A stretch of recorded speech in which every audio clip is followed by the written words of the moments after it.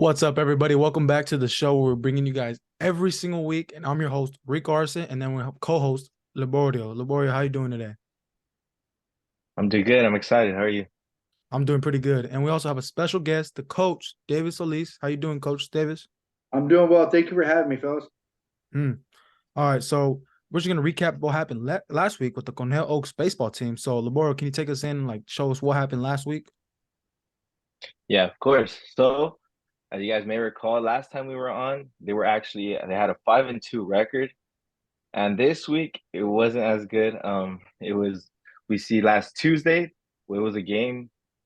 Yeah, last Tuesday, we if as you may recall, the last time we did this, we said there was going to be two major games, the Orange County Riptide against the Orange County Riptides. They played on Tuesday, and they actually lost 8-2 away from home. Then they played once again, this time at their home, and they lost a very close game, 7-6. And then on Thursday, sorry, they played the Royal Seiko Saints, which they lost to 6-2. Then they played them once again, and they lost 3-2. Close. And their final game, once again against the Royal Seiko Saints, they actually lost 7-6. So a pretty rough week, even though they were all pretty close games besides on Tuesday. Yeah, they all look pretty close. So, how does that affect the standings? Because I know they were tied for first last week. Yeah. So unfortunately, they did take a drop, as we are going to see here. The team that stays in first place, though, is the Orange County Riptide with a 9-3 record. Then we have the Santa Barbara Foresters, who are actually 6-3. Then we have the Royal Seco Saints with a 7-5 record, and the Conejo Oaks are now at 5-7 in fourth place. Then the San Luis Obispo Blues are 3-5, and the Academy Barons are 2-9. And what about the North Division? Let's take a look at those. So as you may recall, last week the Heldsburg Prune Packers were the number one team, and they still are with a 12-1 record. Then we have the Walnut Creek Crawdads with a 7-3 record. Then the Lincoln Potters with an 8-7 record. The Sonoma Stompers with a 5-7 record, and the Solano Mudcats with a 3-13 record. Man, that's crazy. So, who are they going to play next week or upcoming? What's coming up?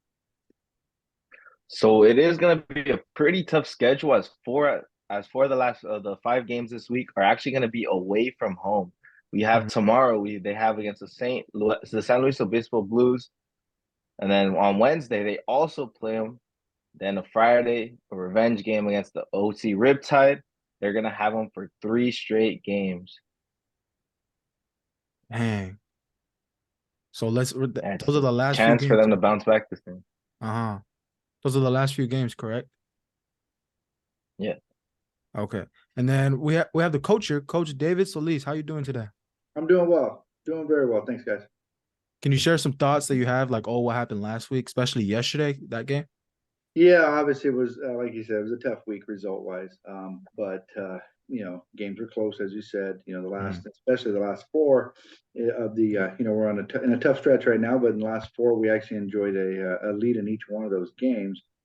Just wasn't able to finish it off. But I like where we're at. Teams, still playing hard.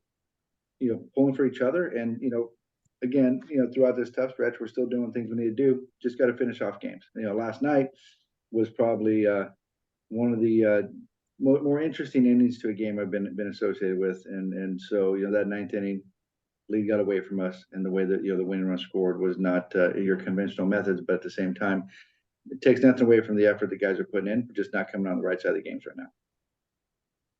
Yeah, I totally get that. So we're gonna see what happens next week or this week. It's already coming up.